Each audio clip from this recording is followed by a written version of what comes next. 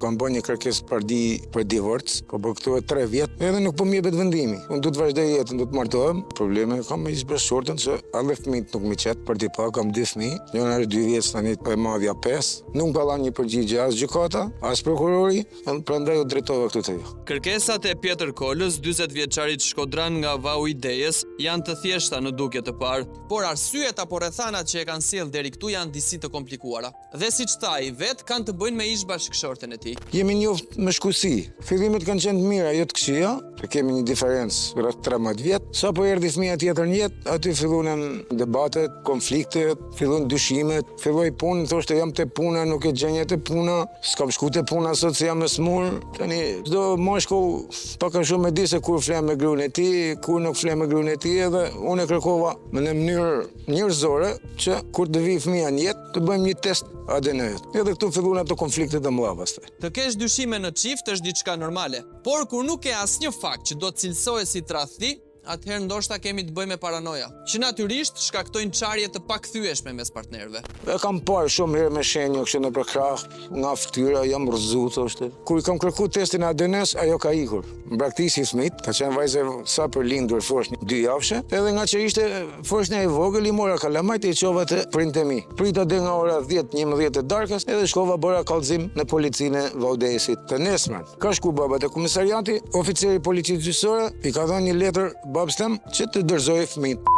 Ka shku me gjithë babën, me fogonin e policisë, kanë marrë kalamajt, ka ikë te prindë vet. Të gjithë këtë episod të treguar me zë dhe figurë nga Pietri do ta dëgjoni pak sekonda më pas edhe nga ish-bashkëshortja e tij përmes letrave, version i cili është krejtësisht i ndryshëm nga ai 40 vjeçarit. Por për momentin sqarojmë se pas asaj ndarje të përkohshme, u bashkuam se ndihim ndërmjet baba, xhaxhai i saj, i mbyllim, i afruam punët. Po gjatë kohës që ne ishit në ndam, unë kisha bërë kërkesë padi për divorc. Dhe a ndryshoi mendje Pietri për divorcin apo ADN-n e fëmijëve? Mendjet nuk ndryshova, ja kam thënë asaj, ta lëm pak kohë, nëse vazhdojmë dhe jemi mirë, bëj tërheqin. Por gjërat nuk shkuan as pak sipas planit. Unë isha në punë, kam ardhur te shtëpia, një tim në borë, ka ardhur policia. Edhe më tha oficeri i policisë që akuzohesh për dhunë familje. Këtu duhet të ndalemi pak e të sqarojmë versionin e ish-bashkëshortes së Pietrit. Jo përpara nesh, por përpara OPG-s. Krahas kërkesës së padisë së 40 vjeçarit për divorc, e reja kishte bërë kallëzim në policinë e Shkodrës për dhunë në familje. Unë s'kam pa ekspertizë mjekoligjore. Nëse kjo është e vërtetë, atëherë fajtor duhet të gjendet avokati i Pietrit për moskryerjen e detyrës. Pasi në vendimin e 4 tetorit 2022, ku Pjetër Kola u shpall fajtor për dhunë në familje, shihet fare mirë se pjesë e dosjes është dhe akti i ekspertimit mjekoligjor, në konkluzionet e të cilit sqarohen dëmtimet në trupin e 27 vjeçares. Shenjave, pretendimeve për fizike, dëshmive të familjarëve të saj u shtua edhe pranimi i fajësisë në sallën e gjyqit nga vetë 40 vjeçari,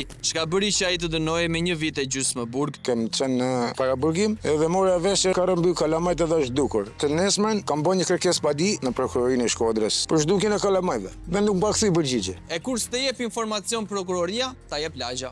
Ku ka policia apo prokurori më të mirë? Në fillim më thanë është në Gjermani. Pastaj tu pyet në për njerëz, më thanë që është në Belgjik. Kalimi i vajzave të mitura në kufi pa prokurën e babait ishte një tjetër shqetësim për Pietrin, i cili pasi doli nga burgu bëri një tjetër kallëzim në prokurorinë e Shkodrës për zhdukjen e fëmijëve. Edhe pas 10 ditës më kthen përgjigje me shkrim që nuk është punë e prokurorisë, por është e gjykatës. Edhe Arta Llazari po të njëjtën përgjigje më dha që nuk është çështja jone, është e prokurorit. Në fakt, këtu e drejta është nga gjykatësia. Nëse fëmijët zhduken, qoftë edhe me një prind, është policia në bashkëpunim me prokurorinë, të cilët duhet të bëjnë hetimet e nevojshme. Por nuk ndodhi kështu me rastin e Pietrit. Unë nuk kam asnjë informacion për fëmijët. Nga dita e arrestimit që kam më, bën 3 vjet. Opinioni mund të jetë i ndarë se kush është fajtori në këtë përplasje në çift, por fakti është që zënkat kanë nisur për shkak të kërkesës së Pietrit për ADN-n e fëmijëve, të cilët sot ai kërkon me dëshpërim. Mos ndoshta kjo puna e ADN-s ka qenë thjesht pretekst divorci? Pasi një baba që dyshon në atësinë e fëmijëve, ndoshta nuk ka pse të jetë kaq këmbgulës për t'i gjetur ato.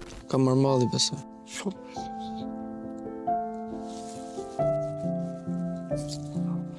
Jam mundu me komuniku me te, fëmijët nuk ka pranu fare me me qitë në telefon, e vetëm gjë që më ka thonë për t'i dërgu lek. Ku t'i dërgoj lek të? Të kush? Si? I dërgoj lek, dhe sa t'ke mundësi, ose sa të ndetërojnë shteti, si është pak të t'i takoj. Në kohën kur Pietri mësoi se ish-bashkëshortja ishte larguar drejt Belgjikës, arriti të siguroj edhe një numër të saj. Por me sa duket mosmarrveshjet vijuan dhe e reja jo vetëm që nuk janë nxorri fëmijët për t'i parë, por edhe e bllokoi, duke bërë që ai të humbas çdo kontakt me to. Kështu që një ditë pas kësaj interviste, ritakojmë me 40 vjeçarin për të nisur kërkimet me shpresën e gjetjes së fëmijëve.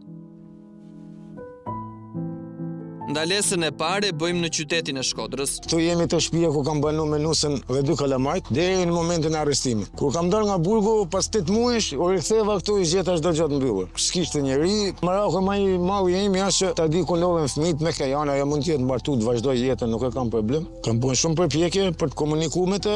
Ne kemi një numër, sa e provojmë? E provojmë. Mund ka bën blok me tërë numrat, unë po provoj me një numër të ri. Ne kam mbyllur si nuk. Telefoni është mbyllur. Shkojmë te shtëpia për ndërë. Se nuk e gjejmë aty, ndoshta marrim disi informacion. Patjetër. Së bashku me Pietrin udhtojmë pak minuta larg Shkodrës në fshatin Bardhaj, aty ku banojnë familjarët e 27 vjeçares. Pavarësisht ndjeshmërisë që ka kjo çështje tek familja e vajzës, jemi shpresë plot që do të marrim informacion për vendodhjen e saj dhe të fëmijëve. Dhe pas 3 vitesh të paktën Pietri të mund t'i shoh e të dëgjoj zërin. Për të qenë sa më korrekt me ta, shkuan te familja e 27 vjeçares pa Pietrin. Një vajzë afrohet tek porta. Ç'kemi? Si e? I ke në shtëpi prindrit? Jo, nuk janë këtu. Ka ndonjë problem? Vajza me të cilën po komunikojmë është ish kunata e Pietrit. Bëhet fjalë për motrën tënde, ish bashkëshorti i saj, është munduar gjatë gjithë kësaj kohe për të rënë në kontakt për fëmijët, sepse nuk e ka takuar edhe është bërë merak se s'di thot ku janë me kërrin. Ka pasur numër të motrës tënde, po e ka bllokuar ajo. Nuk e ka marrë numër. Ti ke kontakte me motrën, besoj ke. Mendojnë që mund të bëjmë diçka. Biri ti numrit, vetëm ti shohë fëmijët. A din cila është arsyeja pse nuk e lejmë fëmijët? Pse? Se kena frikë sa i merrell e largohet me to. Mosmarrveshjet e kësaj familje duket se kanë qenë aq të mëdha, saqë frika e tyre sot është se vetë babai do të jetë rrëmbyesi i fëmijëve të tij. Ndaj vajza telefonon maman e saj. Mat? Ka dikush një gazetar, edhe don me fol pak me ty. Zonjë si e? Jam Frardi, jam gazetar.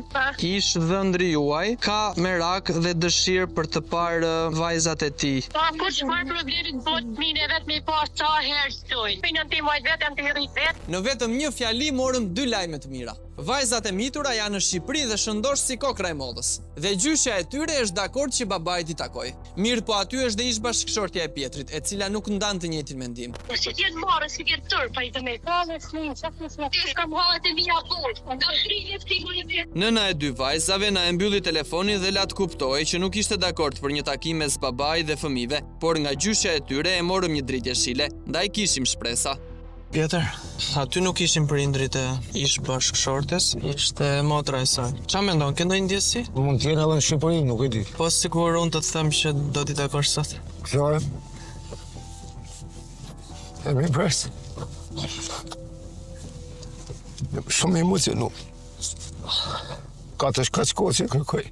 Pietri loton nga gëzimi, ndërkohë ne ishim të bindur se nëna e vajzave do të qetësoj, e pavarësisht gjithçka e kishte ndodhur mes saj dhe ish bashkëshortit, nuk do të bëhej pengesë për takimin e shumëpritur. Megjithatë, disa masa duhet i merrnim. Nisemi nga fshati Bardhaj drejt qytetit të Shkodrës. Një takim mes babait dhe fëmijëve në pranitë të efektivëve të policisë ishte gjëja më korrekte që mund të bënim për 2 arsye. Pietri pretendon se akuza e ngritur më herët ndaj tij për dhunë në familje ishte e stisur, ndaj prania e policisë do t'i jepte siguri. Siguri do të kishte edhe familja tjetër, frika e së cilës ishte rrëmbimi i fëmijëve nga babai. Pasi koordinohemi me specialistin e zonës, fshatit Bardhaj, disa minuta i shpenzuam edhe me psikologun e policisë, i cili i dha disa këshilla të vlefshme 40 vjeçarit. Një ndër to ishte surpriza që mund t'i bënim vajzave pas kësaj kohe të gjatë pa praninë e babait. Ndaj së bashku me Pietrin shkuam në dyqanin më të afërt për të blerë dhuratat për to.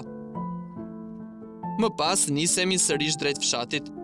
Sa bëmbërrim na pret ish bashkëshortja e Pietrit dhe nëna e saj. Vajzat e vogla dolën njëra pas tjetrës. Pas pak me dhuratat në dorë na bashkohet edhe Pietri.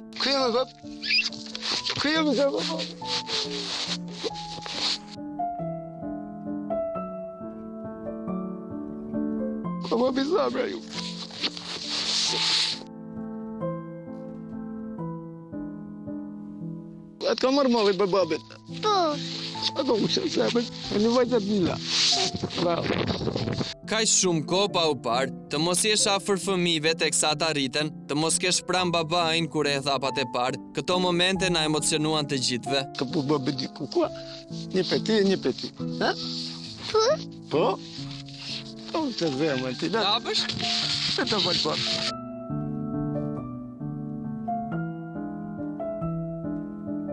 Edhe më hap. Edhe vetëm mu bë me hap.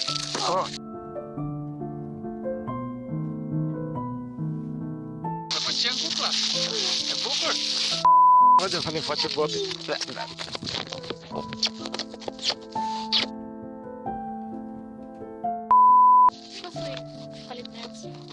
Momentet emocionuese për Pietrin kaluan shpejt, ashtu siç kalon shpejt çdo gjë e bukur.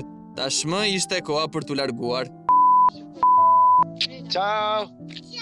Ciao. Hajde rrokë botë.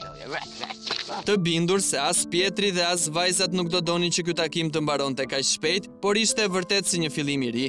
Mes babait dhe vajzave të vogla nisi një tjetër kapitull, që shpresojmë do të jetë i gjatë dhe i bukur. Tjetër, si e tani si ndjesh? Shumë mirë, ju falenderoj me gjithë zemër, jam shumë i gëzuar, tash po çaj në qesh, jo nga halli, gëzohem që i gjeta, gjë e mrekullueshme, s'kam pa ndonjë gëzim më të madh.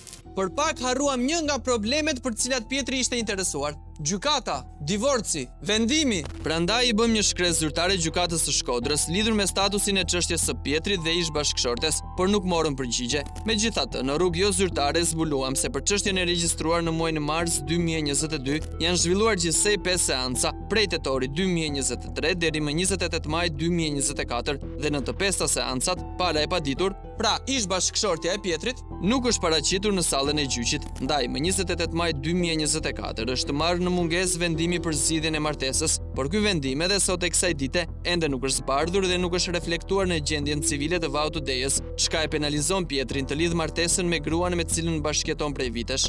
Ndoshta kur ta shoh këtë histori, ku janë të përfshirë edhe 2 vajza të mitura, gjyqtari Allazari do ta mendojë ndryshe zvarritjen e deritanishme të një procesi tashmë të mbyllur. A nuk do të ishte gjëja më normale që të dyja palët të nisin një jetë re?